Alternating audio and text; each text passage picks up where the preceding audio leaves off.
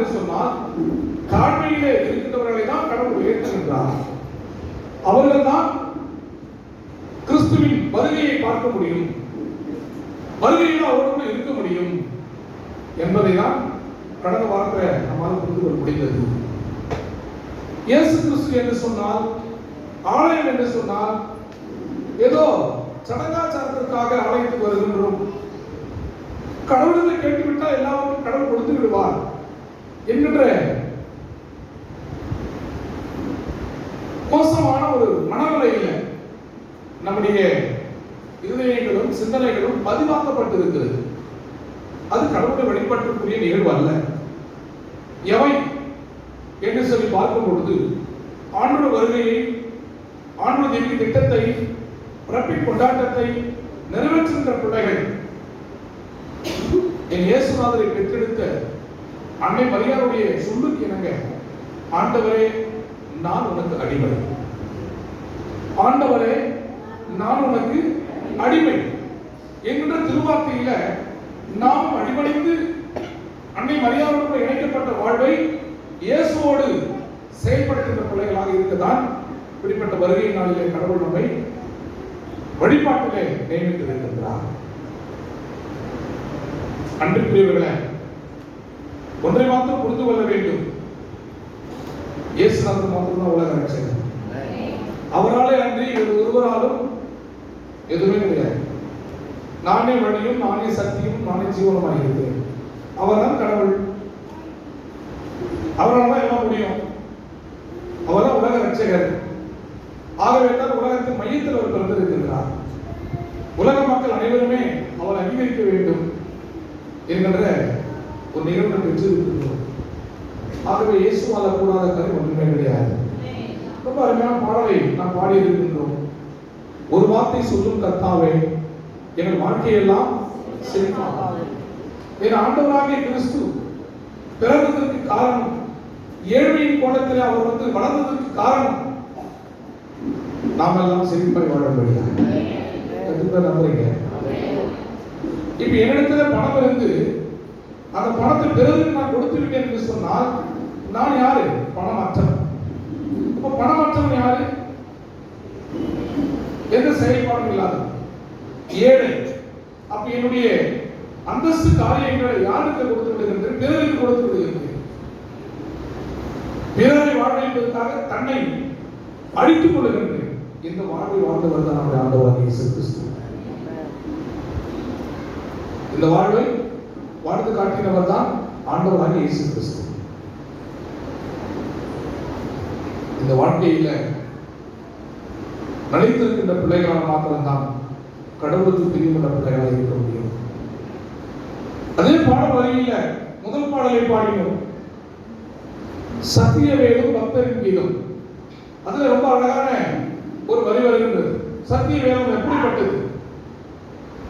பேதைகளிடம் ஞானத்தை கொடுக்கின்ற வேதம்.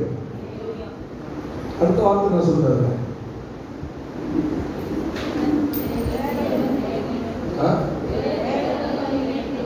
பேதைகளிடம் ஞானம் அருளும்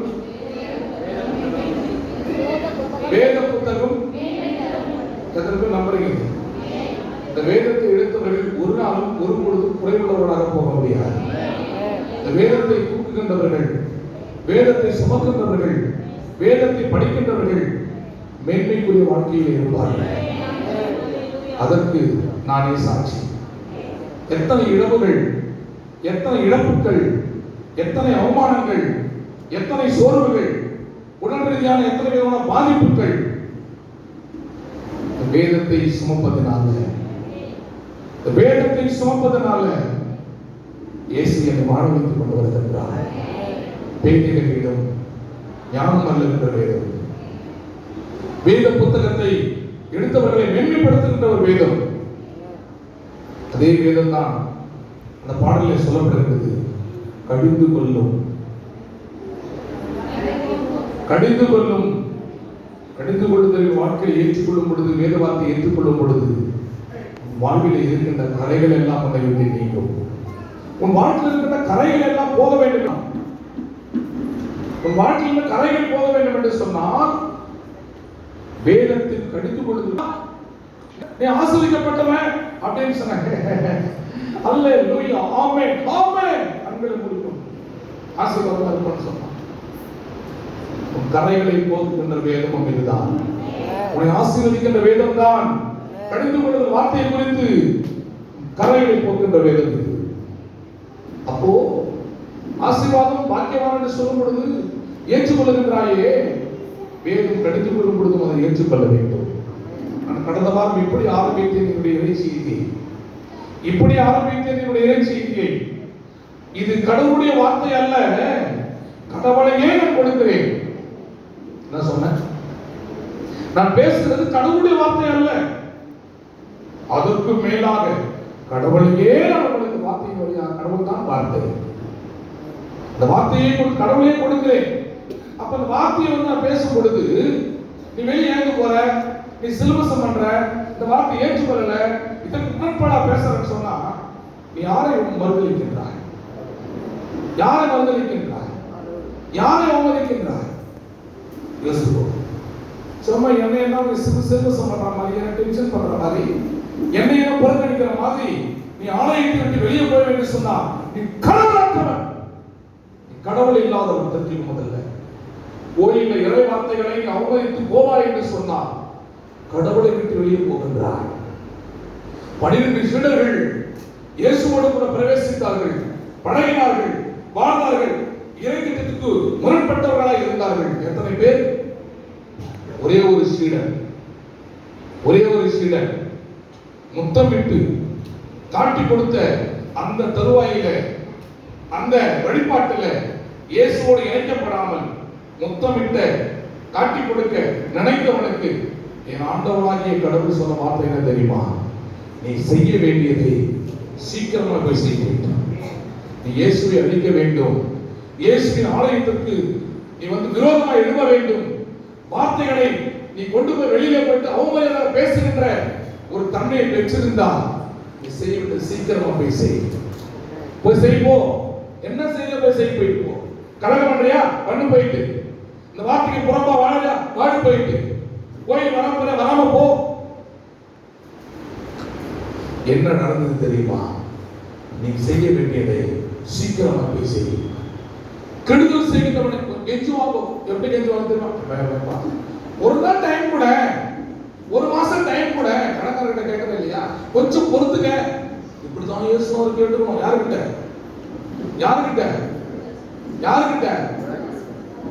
யுவதாசுகளை கூட இன்றைக்கு அவமரியாதை படித்துக் கொண்டிருக்கின்ற, சத்தியத்தை புறக்கணிக்கின்ற, சத்தியவானை ஏற்றுக்கொள்ளாமல் இருக்கின்ற, காட்டி கொடுக்கணும்னு சொல்லி வெளியில போயிட்டு ஊழியரை அடிக்க வேண்டும், ஊழியரை திட்ட வேண்டும், புறக்கணிக்கட்டும், கோயில் வரப்பட நான் தான் என்று சொல்லி அகங்காரமாய் செயல்பட்டுக் கொண்டிருக்கின்ற, இறை வார்த்தைகளை அவமதித்துக் கொண்டிருக்கின்ற அவர்களுக்கு நடந்த தன்மைதான், அந்த மனிதனுக்கு நடந்த தன்மைதான் உனக்கு நடக்கணும்னு நான் சொல்ல வரல. நீ மறந்திருக்கும்னு சொல்றேன். அதற்கு உதாரணமாய் தான் யுவதாஸ் கருவத்தை கடவுள் காட்டினார். சீக்கிரமா போய் செய். கெஞ்ச வர மாட்டேன்.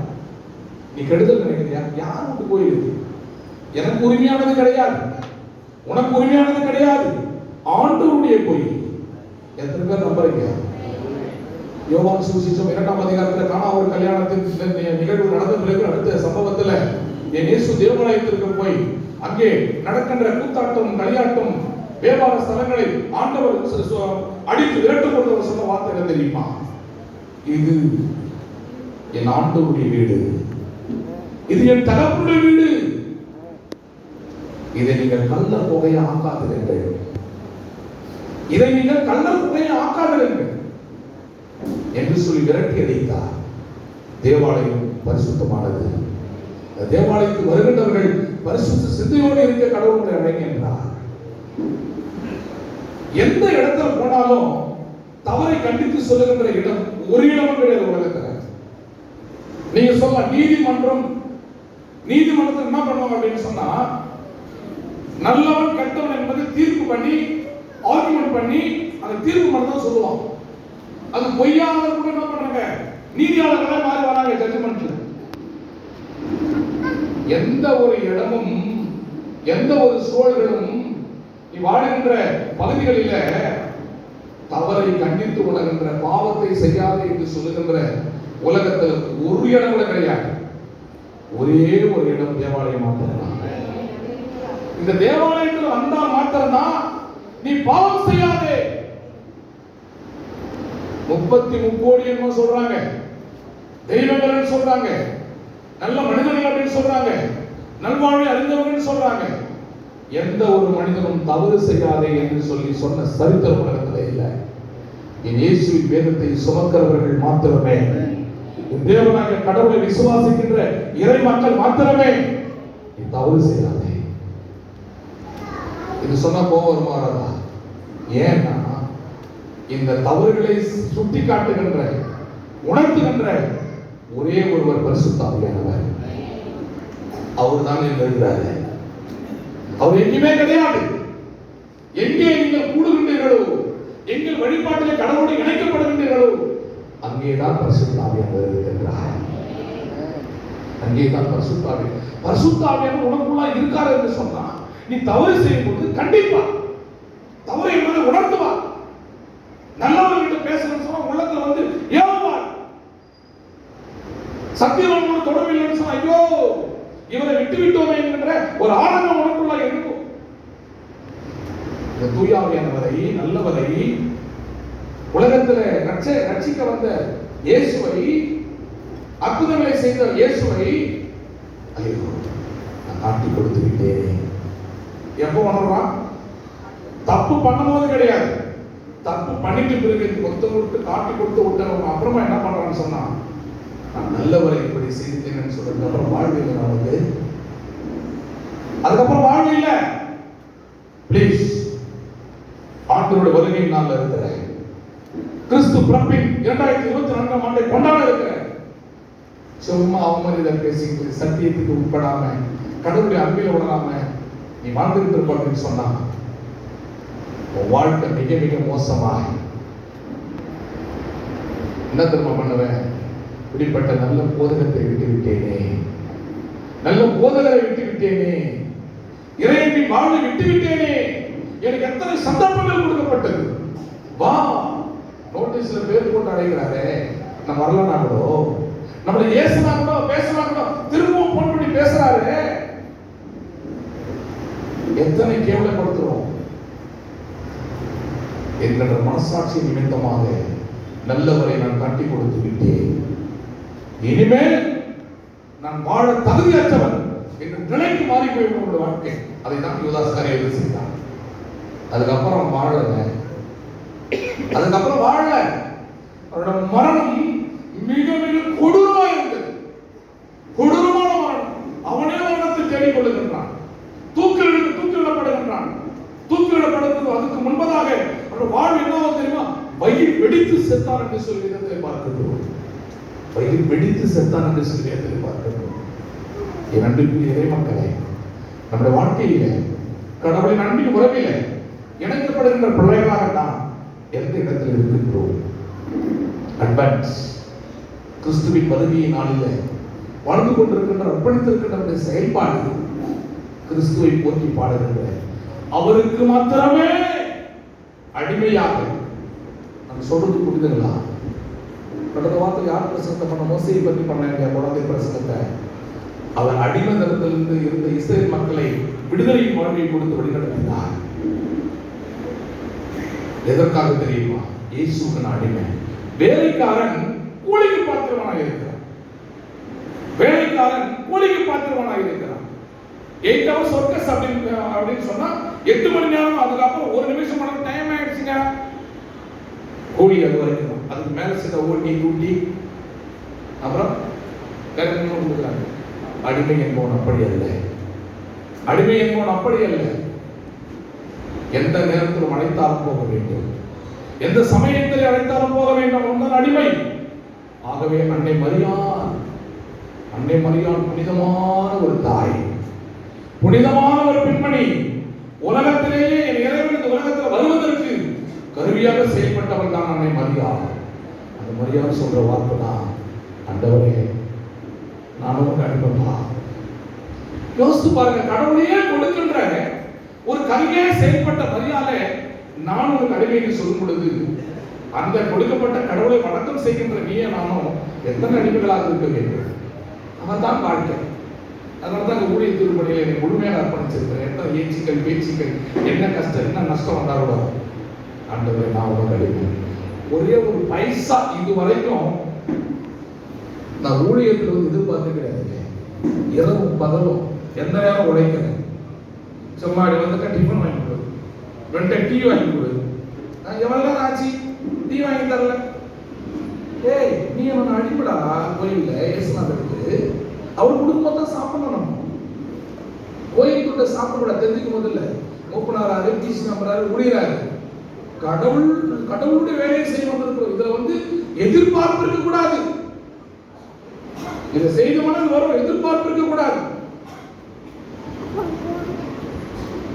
எந்த எதிர்பார்ப்பு எந்த எதிர்பார்ப்பு? நோட்டீஸ் அடிச்சோம்னா 1500 நோட்டீஸ் கொடுத்து 1800 வர இடத்துல எதுக்கு வர?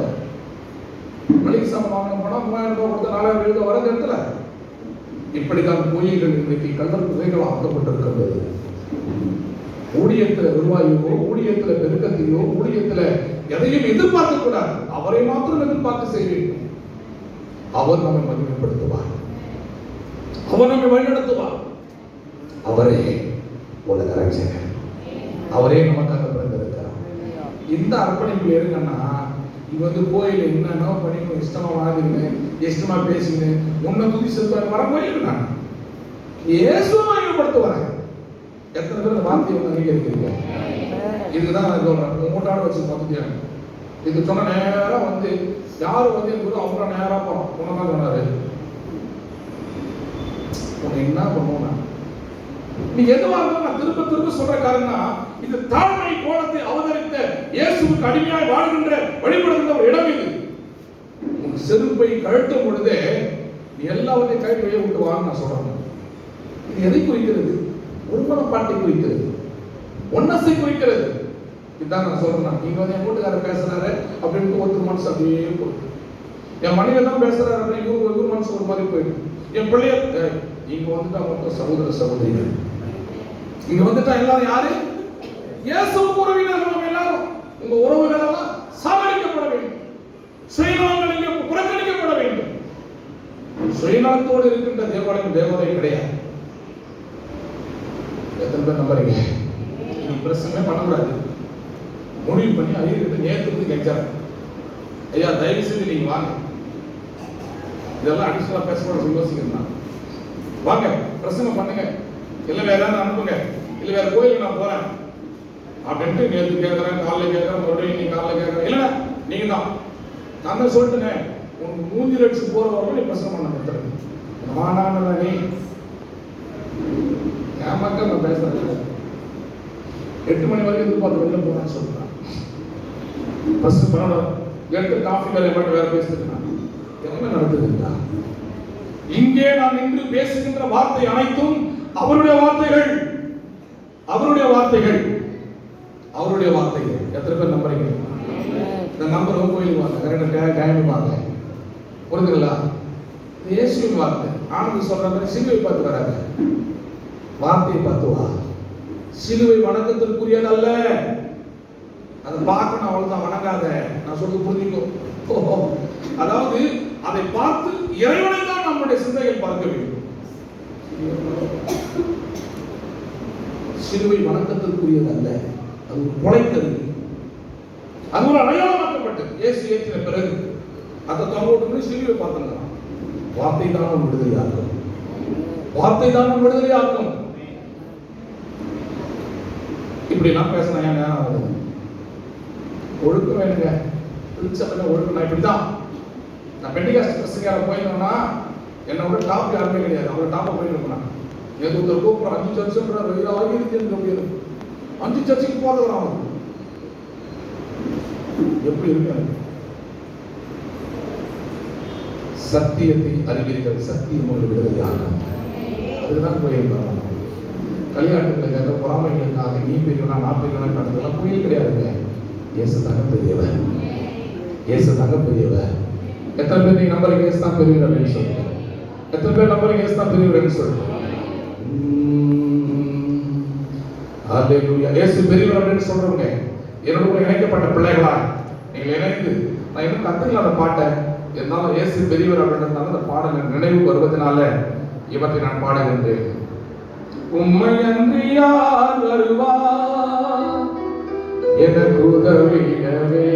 நம்புறீங்க மாட்டிய அவர் தாங்க அவராலே அன்றி ரட்சிப்பு கிடையாது, உண்மை அன்றி எனக்கு வாழ்வு கிடையாது அப்படின்னு நினைக்கிறேன். என் கூட அப்படியே நீங்க எல்லாம் வந்து செயல்படுங்க, சிந்தனை எல்லாம் என்கிட்ட கொடுத்துருங்க. ஆண்டவருக்கு நேரா எப்பா தப்பா பாடலாம் மன்னிச்சுக்கோ, நான் இப்பதான் பாடலே கத்துக்கிறேன். உம்மை அன்றி யார் வருவார் எனக்கு உதவிடவே? உந்தன் நன்மை யார் தருவார் இந்த உலகத்திலே? உம்மை அன்றி யார் வருவார் எனக்கு உதவிடவே? உந்தன் நன்மை யார் தருவார் இந்த உலகத்திலே? எங்கள் படைத்த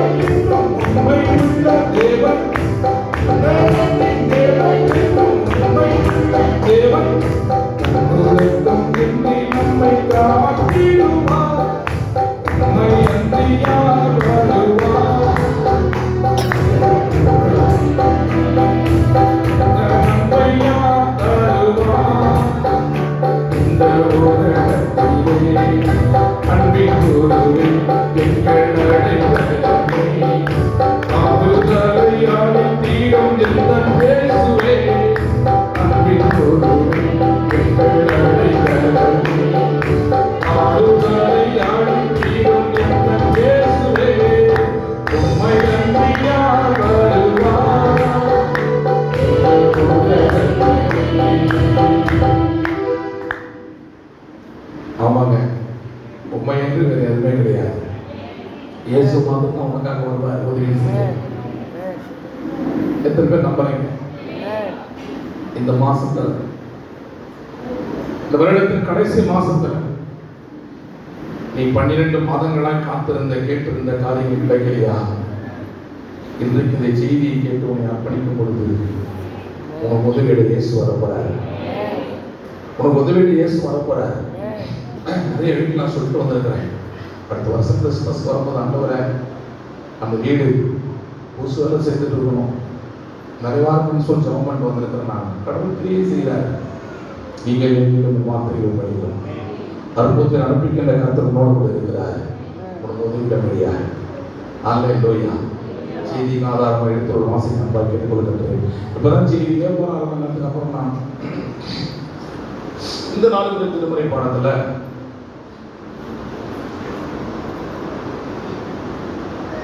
எதிர்த்து எடுக்கலாம் பிரசனத்தை ஏன்னா அனுப்பவே மாட்டேன்.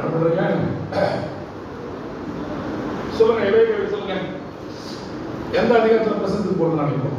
4 பயங்கர தப்பு. அவங்களுக்கு படிச்சாரு. ஏன்னா சங்கீதம் எழுதே கிடையாது, அவன் சங்கீதம் போறாங்க. என் அப்பா சங்கீதம் வந்து பசங்க எடுத்துருந்தான், அதனால தான் எழுது சங்கீதம் எடுக்கிறது. 1ஆம் சாப்டர் புஸ்தகம் 19ஆம் அதிகாரம் 21ஆம் வசனத்தை கடைசி பகுதியை, அவன் எழுந்து எலியாவுக்கு பின் சென்று அவனுக்கு ஊழியம் செய்தான். தலைப்பு என்ன? இறைவார்த்தை ஊக்கப்படுத்த இறை தூண்டல் பெற்றது. இறைவார்த்தை ஊக்கப்படுத்த இறை தூண்டல் பெற்றது அப்படின்னா என்ன? அப்படின்னா கடவுளுடைய வார்த்தை பேசுற பாத்தீங்களா, அந்த வார்த்தை உங்களை ஊக்கப்படுத்தி இறைவேண்டலில் ஜபத்தை வந்து அமர செய்கின்றது. நான் சொல்றது புரியுதோ? கடவுளுடைய வார்த்தை என்ன பண்ணுதான்? உங்களை ஊக்கப்படுத்தி இறைவேண்டல் செய்வதற்கு தூண்டுதல் பெறுகின்ற ஒரு வாய்ப்பை கொடுக்கின்றது. யார் ஜெபம் கர்த்தருடைய வார்த்தை கேட்கிறோம்? எப்படி ஜெபம் பண்ணீங்க? பிரசங்க நான் பண்றேன், இந்த வார்த்தையை கேட்டு எப்படி போய் ஜபத்துல நீங்க நினைச்சிருக்க முடியும்? யார் ஜெபம் பண்ணது சொல்லுவோம்? யார் ஜெபம் பண்ணாரு தெரியுமா? அந்த வார்த்தையை கேட்டு என் வார்த்தை யாரும் ஏற்றுக்கலையோ, என்னை யாரும் புறக்கணிக்கிறாங்களோ அவங்க தான் என் பிரசத்துக்கிட்ட ஜெபம் பண்ணிக்கிறாங்க. முக்கிய எப்படி பண்ணுவாங்க எதிர்பார்க்க நீ? ஆண்டவரே, நான் மன கஷ்டத்தோட ஏதோ வருஷத்துல 2 முறை கோயிலுக்கு போறோம், அந்த ஆள் பேசுற பேச்சு தாங்க முடியல, நீ தான் அந்த ஆளை பார்த்துக்கணும். இந்த ஜெபம் உள்ள நடந்தது. யாருன்னா ஒருத்தர், ஆண்டவரே இந்த ஊழியர் ஐயா அவன் கொண்ட சரிங்களா கூட, அவன் நெஞ்சு எழுப்பு முடிச்சா கூட, அவன் கத்துவ கத்திக்கிறான். யாருக்காக கத்துறான்? என் வாழ்வை மாற்ற தான் கத்துறான், என் வாழ்வை செழிப்பாக தான் கத்துறான், நாங்கள் தப்பு பண்ண நல்ல வேலைகள் தான் கத்துறான். அவர் ஆசீர்வதிப்பார். எத்தனை பேர் எங்க மல்லிகை மக்களுக்கு வாழ்க, உங்க மகளுடைய திருமணம் வாழ்க, நல்லா இருக்குமா மல்லிகா? எங்க மல்லிகா வந்து அதிகமாக எனக்கு தொடர்பே கிடையாது. ஆக்சுவலா சர்ச் ஆக்டிவிட்டிஸ்ல ஃபர்ஸ்ட் கை இப்ப யார் என்ன நேசிக்கிறாங்க தெரிஞ்சா அவனுக்கு, தூரம் யாரு இருக்கிறாங்களோ அவங்க தான் நேசிக்கிறாங்க. கெட்ட உட்காந்து பாரு, மொத்தமே கேட்டுது யாருக்கு அவங்களுக்கு சொல்லிக்கிறது. எப்படி ஜெபிக்கிறது? அவன் ஐயா ஒரு ஐயா பிரசங்கத்துக்கு கூட அவர் சொன்னார், எல்லா பட்டியலும் ஜபத்திரியான் கட்சியா முடிக்கும் போது என் ஊழியரை ஆசீர்வதி மாமே என்ன ஜபம் பண்றேன் எனக்காக பண்றேன் சொல்லிட்டாங்க. கட்சி ஒரு வார்த்தைய ஜபம் எப்படி கட்சா ஒரு வார்த்தை சொல்லி பண்ணிடுறாங்க. ஊழியரை வந்து ஜபம் பண்ண மற்றதெல்லாம் பட்டியல். இறைவார்த்தை கேட்கின்றவர்கள் நீங்கள் அதுக்கு அடுத்து நீங்க என்ன செய்யணும் அப்படின்னு சொன்னா, ஜபத்துல அந்த இறைவார்த்தை கொண்டு போயிட்டு செயல்படுத்தணும், ஜெபம் பண்ணணும். ஆண்டவரே, இந்த வார்த்தையை எங்க ஊழியர் பேசியிருக்கிறாரு, திருச்சபையில் சொல்லியிருக்கிறாங்க, இறைவார்த்தை அப்படின்னு கொடுக்குறோம் பாத்தீங்களா? என்னது இப்ப ஹைலைட் வார்த்தை வாக்குத்தத்த கார்டு கொடுக்குறோம் பாத்தீங்களா? இதை வச்சு ஜெபம் பண்ணணும். எத்தனை பேருக்கு அனுபவம் இருக்கு? வருஷத்துல ஃபர்ஸ்ட் நாள் கொடுக்குறோம் பாத்தீங்களா வாக்குத்தத்த கார்டு? எத்தனை பேருக்கு இந்த கையை வச்சு ஆண்டவரே உன்னை வாழாக்காம உன்னை தடையாக்குவேன் அப்படின்னு சொல்லி எனக்கு கொடுத்துறீங்களே, அது மேல கையை வச்சு இந்த வசனத்தின் பிரகாரமா என் ஆசீர்வதிப்பா. எத்தனை பேர் ஜெபம் பண்ணிக்கிறாங்கன்னு சொல்லிக்கிறிய நடத்துகிறாரா? Very good. நீ அது வந்து விசுவாசி. அந்த வசனத்து மேல கையை வச்சு ஆண்டவரே அது அந்த ஆளுக்கு கிடையாது, உங்களுடைய வார்த்தைப்பா, நடத்துங்கப்பா, என்னை நடத்துங்கப்பா கேட்டு பாரு. அதுதான் இறை வார்த்தையை கேட்டு நீ வந்து ஊக்கமளிக்கிற வாழ்வை பெற்று இறைவனிலே அமர்கின்ற ஒரு வாழ்க்கை. நான் சொல்லி கொடுத்தா என்ன பண்ணணும்? மற்றா கூட சரி, நேரா போயிட்டு இதை முட்டி போட்டு வீட்டுல ஆண்டவரை தாங்கள் புரிந்து கொள்ளவில்லை, தாங்கள் செய்கிறது எதற்கு அறியாமல் அவர் பேசுகிறார், அவரை மன்னியும் ஆண்டவர் அப்படின்னு சொல்லிட்டு பாரு, நீ நல்லா இருக்க. நான் சொல்ல புரியுதுங்களா? விரோதிகளுக்காக நீ ஜெபிப்பது மூலமா என்ன வருமானம் தெரியுமா? நம்ம ஜெபம் எப்படி தெரியுமா? ஆண்டவரே சத்துவங்களை எழுதி விடும், எனக்கு முன்னாடி ஒருத்தன் நிற்கக்கூடாது, அவன் அழகி போகணும், அவன் கால் உடையணும், அவன் கை இதெல்லாம் ஜெபம் பண்ணணும். விரோதிகள் இப்படி பண்ணோம்னா நம்ம கைகள் நம்ம கால் உடையும். என்ன ஏன் நீ சொல்றது பார்த்தா எங்களை எப்படி சொல்லிட்டு உங்களுக்கு தான் முடியுது அப்படின்ற மாதிரி பார்க்க இருப்போம். வேதம் சொல்கிறது, உன்னை பகைக்கிறவர்களுக்காக விடுதலை செல்வம் பண்ணும் பொழுது அவர்கள் உன்னை ஏற்றுக்கொள்ளாவிட்டால் அவர்கள் தலையின் மீது அக்கினி தழலை என்ன பண்ற போன்றோன்னு அர்த்தம். நான் சொல்றது புரியுதா? எந்த விரோதம் கேட்டாங்க, ஜபத்துல போய் சாமி கிட்ட போய் ஆண்டவரை விரோதமாக எழுப்ப அவனை அழித்து விட இந்த கிறிஸ்துமஸ் இருக்கக்கூடாது. நீ இருக்க மாட்டாங்க. என் நேசியின் உபதேசம் இந்த உலகத்திலேயே கொடுக்கப்பட்ட ஒரு சத்துருக்களை விரோதிகளை நேசி என்று சொன்ன ஒரே ஒரு கடவுள் நம்ம ஆண்டவர் இயேசு மாத்திரம்தாங்க. ஆமென் சொல்லலாமே. அதனால எதிர்வார்த்தை கேட்டுவிட்டு அது உங்களை ஊக்கப்படுத்துகிற நிகழ்வு ஜபத்திலே கொண்டு போய் விடணும். எதுல கொண்டு போய் விடணும்? சத்தியத்தை கேட்டு எங்க போயிருக்கிற நீ? எங்க போயிருக்கிற? பிரசனத்தை கேட்டு எங்க போற? நான் யாருமே சொல்ல மாட்டேன். பிரசனத்தை கேட்டு யாருன்னா ஒருத்தர் வந்து பேசுற மாதிரி கண்டு புரிஞ்சு வச்சுக்கோ. வீட்டுக்கே போக மாட்டேற நீ. பிரசனத்தை கேட்டு எங்க போனோம்? ஆண்டவரே போய் வீட்டு வைக்கிற. என் பழக்கம் வந்து இது வரைக்கும் நான் வெளில போக மாட்டேன். சர்ச்சை முடிச்சா ஸ்ட்ரெயிட்டா வீட்டுக்கு தான் போறேன். அவசர வேலை என்ன கூட சரி, நேர வீட்டுல போயிட்டு நின்று ஜெபம் பண்ற வெளியே போறேன். நீ அதுதான் வந்து அபிஷேகத்தை எங்க கொண்டு போற? நீ எங்க போற? அதான் சொன்ன மாதிரி பதில் கண்டு புருஷன் வச்சுக்கோ. யார் பத்தினா பேசுறாரு மாதிரி ஒரு சித்த மனசு வச்சுக்கோ. வீட்டுக்கு போக மாட்டேது. நேரம் பைக் எடுத்து நேரம் ரூமுள்ள போட்டேன்.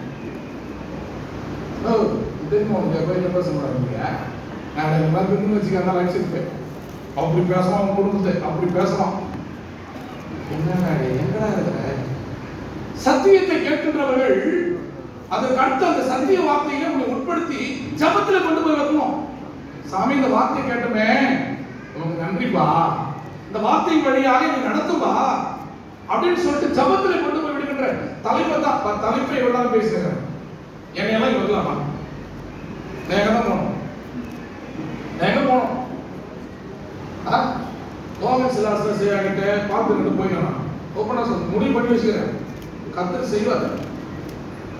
அவங்கள போய் சீர்திருத்தி நல்ல வீட்டு பண்ண வந்துடுறாங்க. போயிடணும். போடா கோடி மக்கள் வந்து பிரசங்கம் போயிடணும். இங்க பேசி அப்படியே கஷ்டத்துக்கு உங்களுக்கு எல்லாருக்கும் போகுது இல்லையா? இது தலைப்பை வேணாலும் பேசுகிறேன்.